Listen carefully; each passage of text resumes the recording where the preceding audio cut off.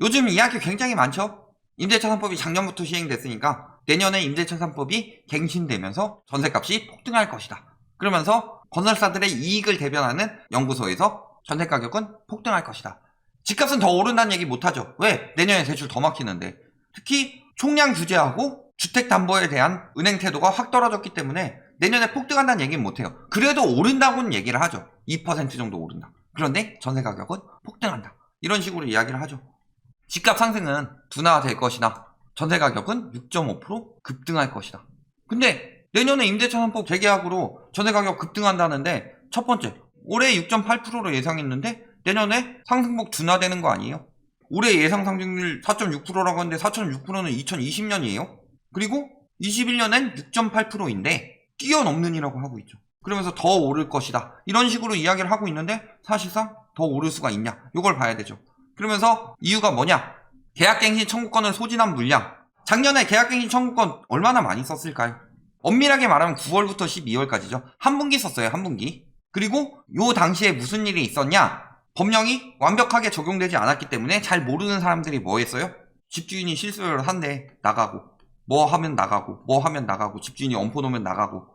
생각보다 재계약률 어느 정도 있었는데 그게 그렇게 엄청 많았어요. 재계약률 10% 올랐어요. 10% 올랐는데 그거 가지고 폭등을 한다 라고 일단 조장하는 것부터가 이상하죠. 그리고 소진한 물량이 시장에 나온다. 자, 임대차 3법 때문에 어떻게 된다고 그랬어요? 임대차 3법으로 매물이 안 나오기 때문에 전세 가격이 오른다. 여태까지 이런 이야기 했었죠. 그런데 뭐라 그래요? 물량이 나오는데 가격이 올라간다. 큰 폭의 상승세. 이 뭔 개소리야!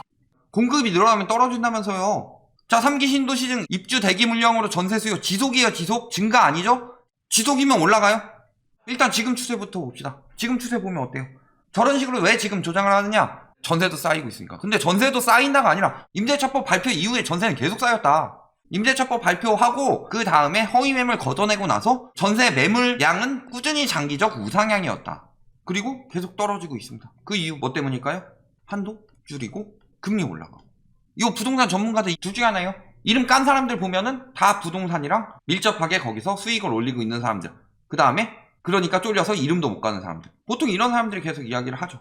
과거부터 까가지고 이득 엄청 많이 올린 사람들 아니면은 공급 물량이 내년까지 준다. 근데 공급은 두 가지가 있다고 그랬죠. 첫 번째 신규 공급이 있고 두 번째 매물이 있죠. 그런데 매물이 증가한다는 거, 신규 공급은 아직 들어오지도 않았는데 매물이 증가한다는 건 무슨 소리예요? 그리고 신규도 조금이나마 들어오는 거예요. 늘어나는 거지. 100만 세대가 있는데 올해는 10만 세대 들어오고 내년에는 5만 세대만 들어온다. 그러면은 올해는 110만 세대가 되는 거고 내년에는 115만 세대가 되는 거죠. 공급이 부족한 거예요? 공급이 늘어나는 거예요?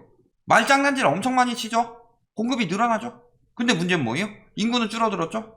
가구수 늘어난다고 했는데 가구수 작년에 폭증했죠? 왜 작년에 폭증했어요? 다 명의 분산하려고.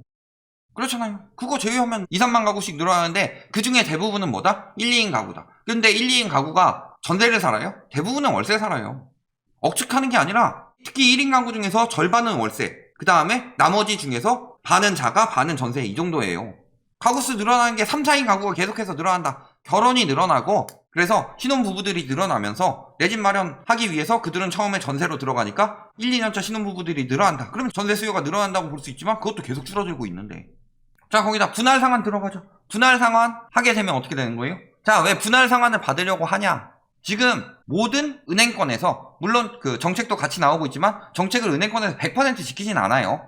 지들의 이익에 따라서 가는 거죠. 예를 들어 지금 전세자금 대출 실수요자들한테 피해 안 가게 풀어라 라고 하니까 최대한 그냥 피해 안 가는 만큼만 딱 풀지? 아, 풀라고 했으니까 나는 푼다 하고서 쭉쭉 풀어주지 않죠.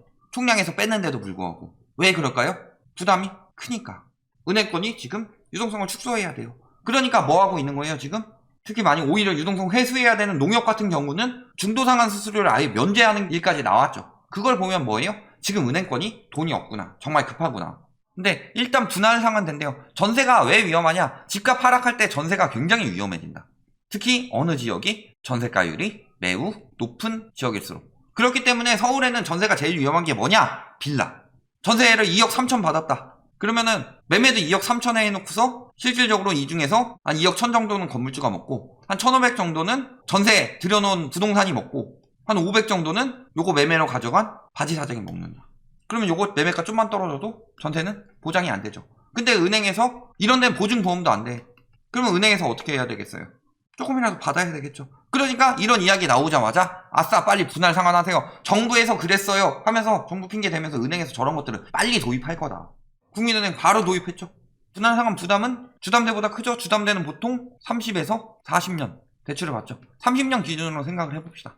분할 상환을 30년에 나눠서 하는 거죠. 1년에 3.3% 정도 분할 상환하면 되죠. 그런데 여기는 10%를 분할 상환하는 거예요. 2년에. 그러면 1년에 5%가량을 분할 상환한다. 그러면 실질적으로 분할 상환 비중은 주담대보다 전세가 높다는 거죠. 전세 쪽에 압박이 굉장히 많이 들어가고 있죠. 자, 거기에 고가 전세 대출을 막는다고 합니다. 이거 저희가 이야기 굉장히 많이 했던 거죠. 이런 식으로 해라. 저가의 전세는 보장해 주되 고가 전세를 올라가면 올라갈수록 전세 자금 대출 비율을 줄여라. 5억 원 이하만 보증하던 주금군과 허그는 원래 고가 전세에 대해서 보증을 막고 있었고 이제 유일하게 고가 전세까지 보증을 해주던 서울 보증도 보증을 제한하겠다. 즉 고가 전세는 이제 굉장히 위험해진다는 거죠. 월세화가 가속화된대요. 그러면서 뭐 얘기해요? 월세 수급 지수가 100을 계속 상회하고 있으니까 수요가 더 많다. 근데 저 수급 지수라는 거 부동산에서 최대한 유리하게 이야기를 하겠죠. 월세 수급 지수가 저렇게 높은데 월세 매물은 왜 계속 쌓여요? 전세 수급 지수도 높은데 전세 매물 계속 쌓이죠? 매매 수급 지수 높을 때 매매 매물도 계속 쌓였다. 그러면서 임대차 계약에서 전세와 월세 비중이 6대4 정도인데 5대5까지 오를 수 있다고 본다. 전세 비중이 낮아진 이유는 임대차법 때문에 전세의 월세화가 된 게 아니라 전세가 재계약을 해서 신고가 안 되기 때문이죠. 그런 얘기 왜 안 해요? 내년 하반기부터 계약갱신 청구권 끝나는 수요들 때문에 전세 매물이 나온다. 그러면 그 사람들은 전세를 구할 때니까 전세 비중이 다시 늘어나겠죠. 그리고 맨날 전세가 오른다고 하는 전세 매물이 이렇게 쌓이고 있는데 굉장히 가파르게 쌓이고 있죠. 특히 경기 인천. 굉장히 가파르죠. 왜냐면 서울은 이미 투기 수요가 어느 정도 끊긴 상황인데 경기 인천은 그래도 투기 수요가 들어가는 지역들이 있죠. 그런 데에서 전세를 못 구해서 전세 매물이 급격히 쌓이고 있다. 저희 건사녀는 어떤 사람들이 거기서 하고 있어요? 건설 업계에 있는 사람들. 그 사람들이 떨어진다는 이야기 하겠어요? 전세가가 올라가야 투기 수요들이 버텨주기 때문에 지금 우리나라 집값은 실수요보다 투기 수요가 많이 결정을 해요. 그래서 굉장히 왜곡되고 거품이 심하다고 말씀을 드리죠. 그런데 그들이 가장 못 버티는 이유는 다른 것보다 전세 가격이다. 전세 가격이 떨어지게 되면은 예를 들어서 이자 부담이 늘어났어요. 그래서 집값이 한 2, 3천 떨어진다. 실수요들은 버틸 수 있죠. 근데 1,000만 원만 떨어진다. 그런데 10채 투기한 사람은 1억이 필요한 거고 단계적으로 20채 투자한 사람은 2억이 필요한 거고 30대 투자한 사람은 3억이 필요한 거예요.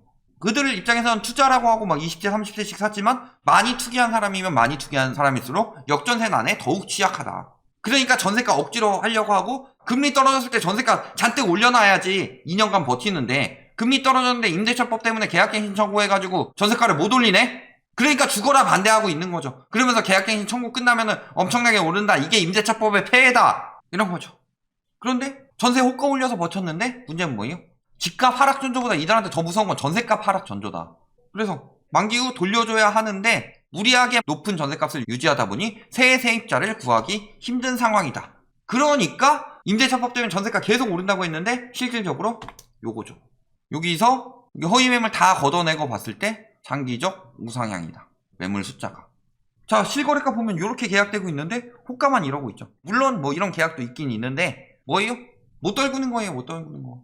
계약갱신 청구다. 계약갱신 청구해서 물론 나오는 것도 있겠죠. 그런데 만약에 이게 없었으면 호가가 다 이런데. 그리고 실질적으로 이게 거래 가격이다 라고 하고 있는데 지금 이 저가 보면은 얘보다 더 저렴하게 나오고 있죠. 아마 가서 보면은 협상해가지고 더 떨굴 수 있는 데도 많아요. 낮게 내놓으면은 허위매물 신고해버리고 거기 단지의 투기꾼들이 그리고 내가 낮춰버리면 다른 사람들 다 낮추면 경쟁 붙으니까 일단은 호가는 맞춰서 내놓고 중개사한테 얘기하죠. 아 요거 뭐 한 2, 3천 정도는 더 협의 가능하다고 해주세요 라고 이야기하고 하는 경우 굉장히 많다. 지금 거기에 여태까지 문제는 뭐였어요? 집주인들이 갭 투기를 하는데 전세가를 올려가지고 갭을 최대한 줄이고 그만큼 더 늘려서 팔고 이런 식으로 하는데 만약에 갭을 최대한 줄였는데 집값이 떨어져 버린다. 그러면 강제경매, 나 몰라라 이런 거 있었죠. 그래서 손해는 세입자들이 보고 이득은 집주인들이 쳐 가져갔다. 그러니까 도구나 카우나 갭 투기했다. 그런데 전세 이런 식으로 진행하게 되면 어떻게 한다는 거예요? 다주택 채무자들 집중관리 대상자로 지정해 관리 강화하고 고소, 고발, 출국 금지 신청 등 사기 공모 여부라고 했는데 여러 채 같은 경우 사기에 그런 것도 넣어야죠. 악성 다주택 채무자와 사기 공모 공인중개사 건축주 요거는 지금 일단은 빌라 바지 사장 잡겠다는 건데, 그거 말고 강제경매 여러 채 나오는 그런 사람들, 그리고 세입자들한테 가가지고 배째라고 하면서 웃돈 주고 사든가, 일단 이야기한 집주인들 요런 것들 다 잡아내야 된다. 결론 뭐예요?